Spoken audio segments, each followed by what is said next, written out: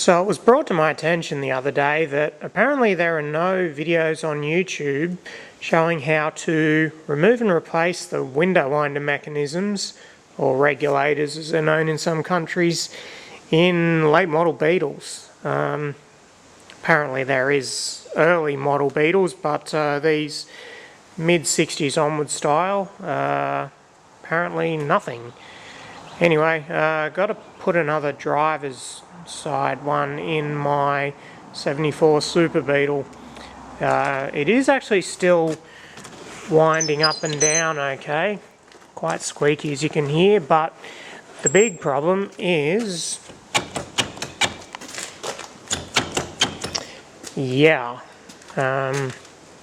probably contributing to that squeak and really irritating when you're driving along.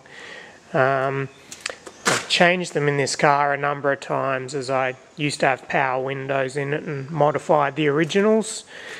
So I dug out another one to put in it. I've not heard anyone with something good to say about the replacement ones you buy these days, so I always try and source good original used German ones.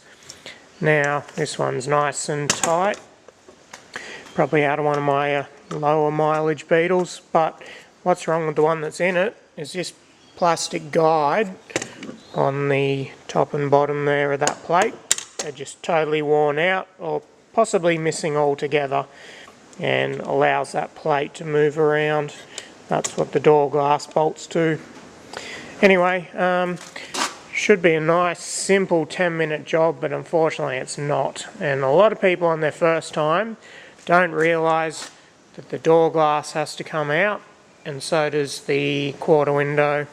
So by all the blue paint on this one, it's come out of my 73 convertible, which is why it is so shagged. That was a very abused car, and the two plastic guides are still there, but a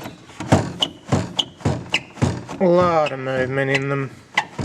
So yeah, that's why this one can come out.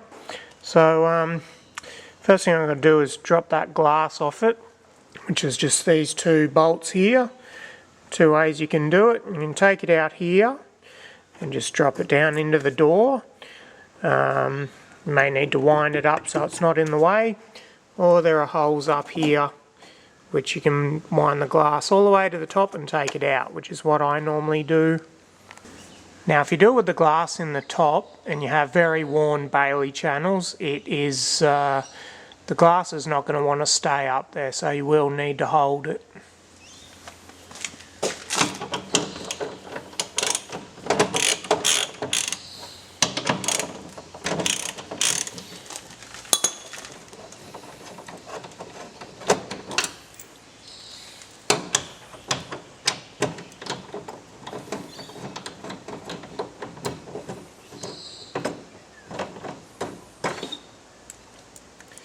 And mine is slowly working its way down. There we go. Now you can just leave the glass in the door like that, but I've got tinting on it, which is very easy to scratch, which is the only reason I remove it. So to get the glass out, just have to unbolt this bolt from the lower mount, pull it out a bit, and I always wrap it up with a bit of rag, and then the glass will slip out from behind it. Often helps to remove the upper mounting bolt for the winder mech as well. Now this step is even more difficult in my car. Most people wouldn't have central locking just here, taking up a lot of space as well.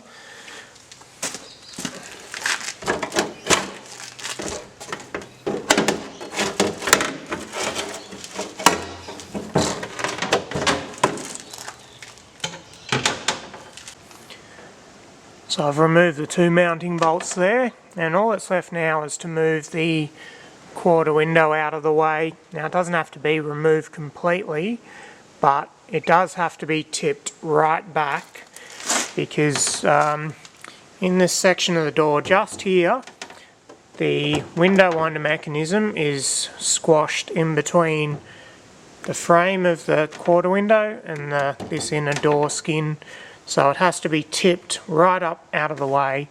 The easiest way to do that is remove the mounting bolt there, and underneath the Bailey channel there is the mounting screw right there. So with that lower mounting bolt and the top screw out, I've just tipped that window right back on that angle. I've actually got a busted rivet which needs fixing while it's apart, but anyway, I can't really show you with the camera down in there, but tip back like that is just far enough that the winder mechanism is free.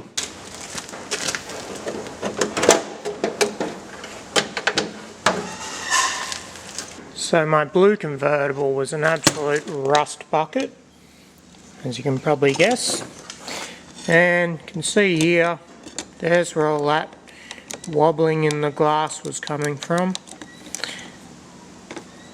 41-year-old plastic has absolutely disintegrated. You can see this is a newer design, a lot bigger, more solid plastic.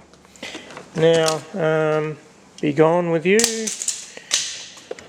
What I want to do with this one before I put it in is give it a good lubricate, because it looks very dry in that cable. Not sure which car this one came out of. I wrecked a few 74-ish models, but I don't think it's ever been lubricated. So the trick to lubricating them is they actually have to be pulled apart. And to do that, these little bits here that are crimped over, that's what stops it sliding all the way out the bottom. They need to be opened up, like so. And then it's just a matter of unwinding the window winder till that comes all the way out, and then the whole cable will pull out of the mechanism and look a little something like that. Now this one is actually surprisingly clean. It's got a nice clean cable, and the guide tube thingy is really nice and clean inside. Quite often you'll find that 40-year-old grease in there has just turned to tar, and that's what makes them so stiff. So I'm just going to give this a nice big hit with grease just to help it lubricate. As you can see, it's got some pretty tight corners to go around. So this is the yucky, messy part, feeding lots of grease onto that cable and then slowly working it back into its track. So just as the guide starts coming into contact with the frame part is when the cable hits the gears in here, and you'll have to put a winder handle on and manually turn it to pull the cable through. It's designed as an anti-theft, so you can't just wind the window down on the car by holding the glass. And once that's wound up to the top, the bottom will need crimping over again, just like that. And there we go. Smooth as a baby's bottom. Beautiful. Righto, so door glass is back in there, and I've put that window winder mech is back in and just loosely bolted in place. It is a lot harder to get back in than it is to take out. One of the main things you got to do is make sure it sits right in here and not in the way of the windscreen. It sits behind this little lip here. You can just sort of see it down in there. That's where it gets pinned behind the quarter window. So just got to chuck that quarter window back in, and I got in and I fitted a new rivet to that outer frame there where it's the old one snapped off. And while I've got it out, a lot of people have real difficulty when they replace this rubber here. I've seen so many people drill out the pivoting hinge rivet there, and and it is some sort of tricky blind rivet thing,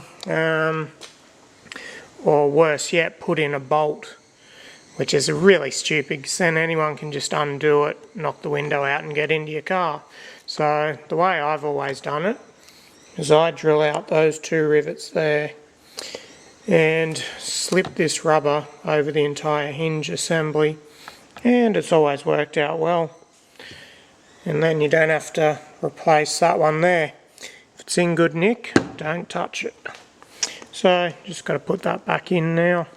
Now before you tighten up the 2 bolts in here that hold the glass to the winder mech, it's best to just do them up snugly but not tight, and wind the window up and down a few times, then tighten them when they're in the top. That sort of lets the window find its happy spot.